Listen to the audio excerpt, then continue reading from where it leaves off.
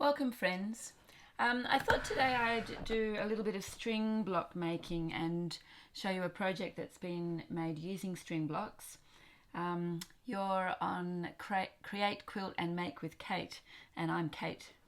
So this is a pillow cover that I've made using a string quilting technique, which is quite a simple technique, and you can obviously make the blocks any size you like, and this is a cushion cover, but you could extend it to make a full quilt if you wanted to, and obviously you can make different size blocks to do that. Anyway, I'm going to show you the process. It's quite simple. If you're a quilter or have access to lots of fabrics, quite often you end up with a lot of scraps, and so this is a really good way of managing your scraps, and I try and do string blocks quite regularly, and so these are some examples of string blocks that I've made using leftover scraps. This one here actually uses selvages. You can see that there's some selvage information on that one.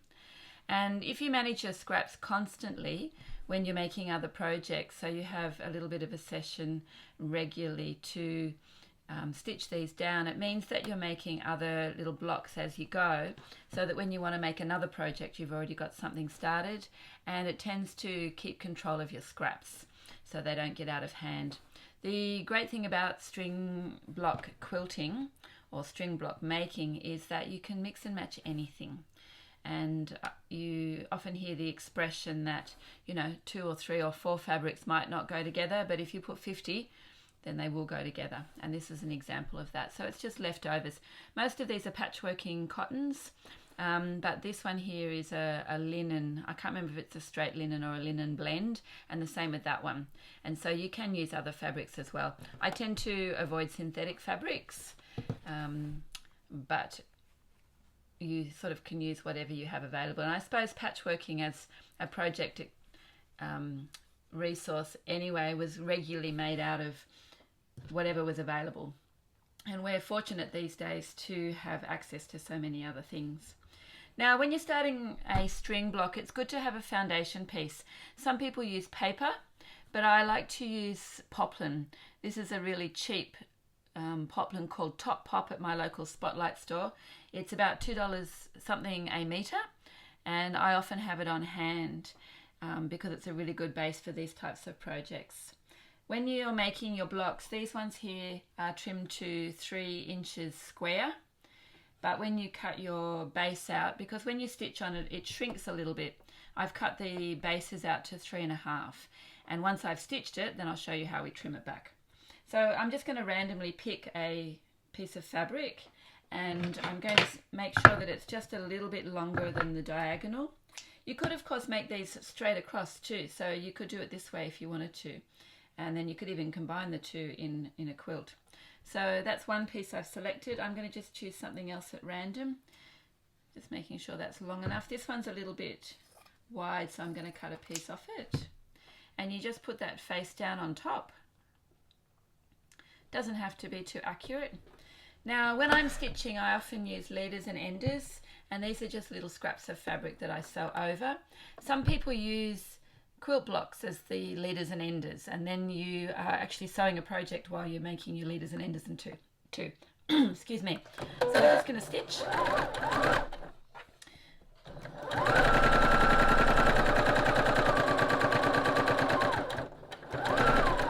And it's more resource and time efficient to make a couple at a time. So I'm going to put a second one down at the same time, and then I can stitch straight onto it. And I'm going to use a bit of this spotted blue. So put that on, and then stitch straight onto it as well.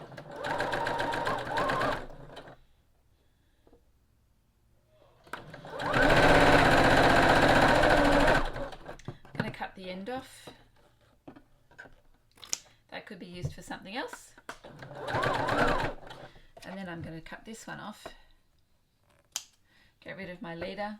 I can do that on the machine.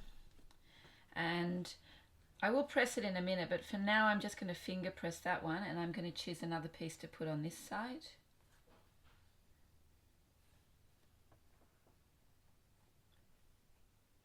And slip that straight under the machine.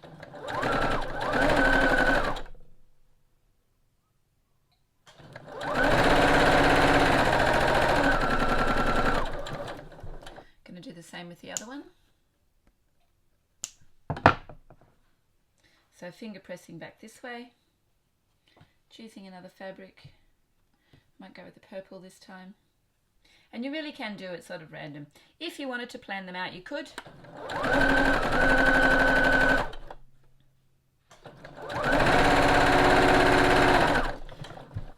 But because I use this generally to manage fabric scraps, it's just kind of whatever I've got.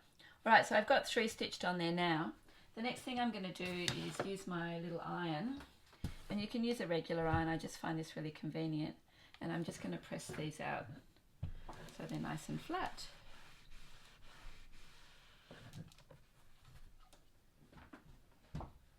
And then I'm going to put another one down. The nice thing about it too is using scraps reminds you of all the projects that you've done in the past. I lost my mum a couple of years ago and some of these scraps came from her stash and some of them come from other projects that I've made as well.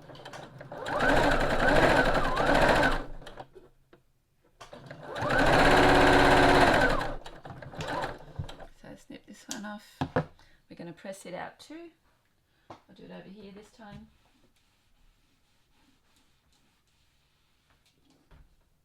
If you want to, you can cut a little bit just to cut off the excess. And if the scrap was big enough, you could use it for another piece, but they're a little bit small that time. Okay, so this is a little bit of batik fabric, and I can see that it will fit there, so I'm just going to pop that on the end. So across. I can probably cut this off here to save a bit of thread.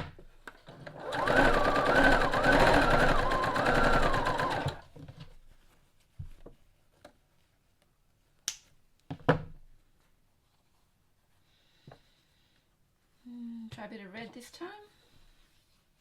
It's quite a long one, so I'll cut a bit off it. So if I cut about there, again pop it on.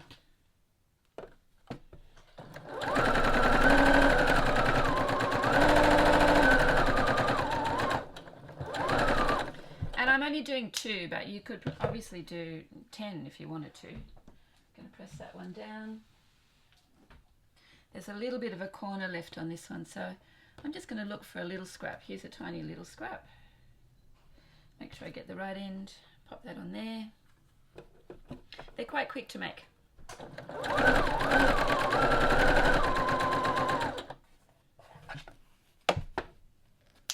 Let's see what's on this. Is neat. Both sides pressing.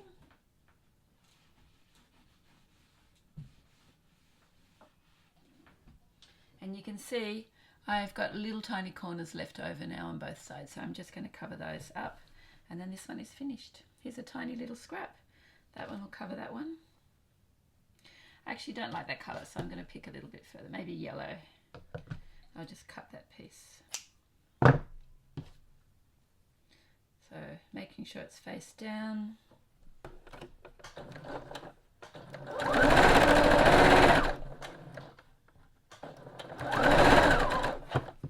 Cutting this one off. I need a strip, we'll use red on this one. Face down.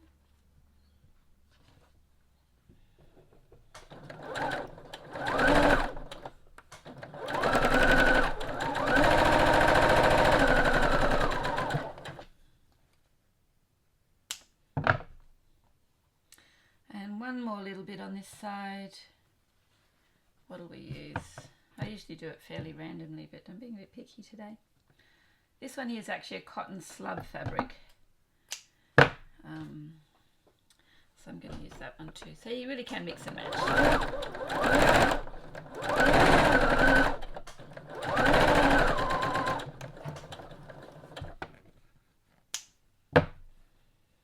And we need one more on this piece. I'm going to iron this one.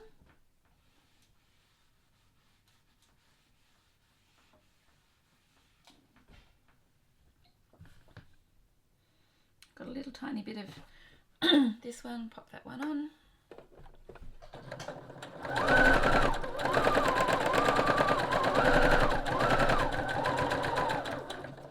And I'm going to use one of my ends.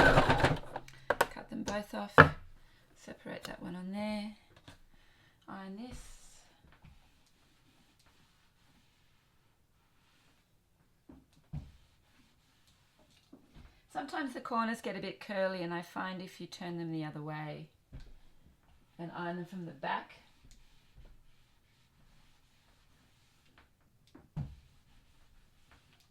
helps to settle the corner. Now, let me get rid of the machine. So when you look at these, you can see that this one has a tiny little bit of corner peeping out, but because I'm going to trim it, I think it won't matter. And they actually don't look like much like this. But once you put it onto your cutting mat, and if you don't already have some sort of quilted square, it's really good to start a collection, and different squares are really good for different projects. I'm actually going to cut it from the back, and what I'm looking for is my 3-inch lines, because I'm cutting all of these squares to the same size. You can cut from the back or the front, whichever you prefer. I'm cutting from the back today, and you just cut, oops, along both sides. Those could be possibly used for something, but they're a little bit small, so I'm going to get rid of those. Turn it around the other side. Again, lining up the corner here of your 3-inch, and cut, and cut.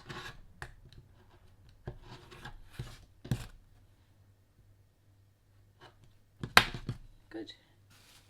And there's my next little square. And then we'll do this one as well. So you can see the difference between cut and uncut. Cutting them really brings them up nicely.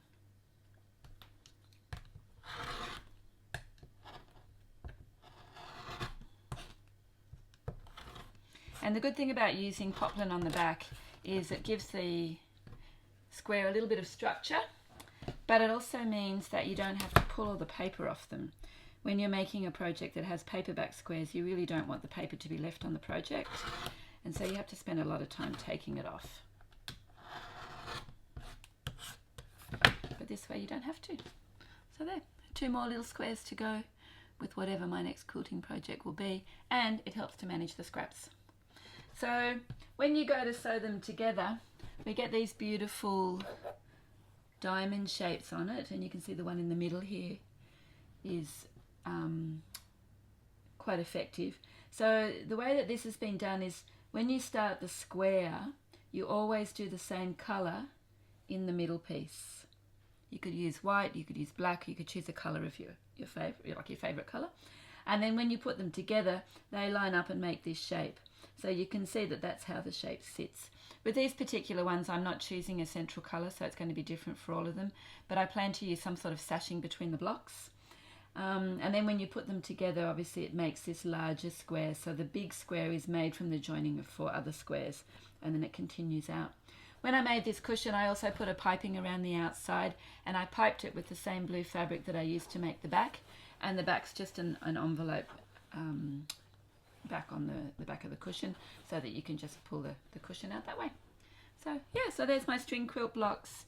It's a great idea and a great way of managing your scraps using poplin on the back, and it's a really mindless sewing project, so it's quite enjoyable to do when you've got a few minutes of stitching time.